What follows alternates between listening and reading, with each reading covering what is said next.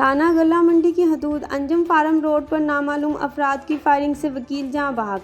Ali housing scheme के रिहायशी Chaudhary Muzaffar advocate बच्चों को स्कूल छोड़कर घर वापस आ रहे थे कि रोड अल-फजर गार्डन के सामने मोटरसाइकिल सवारों ने फायरिंग की।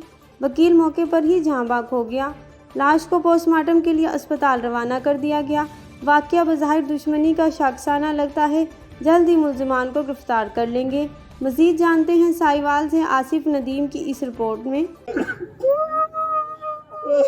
हाँ हाँ 78 आ रहे हैं, हाँ बिल्कुल या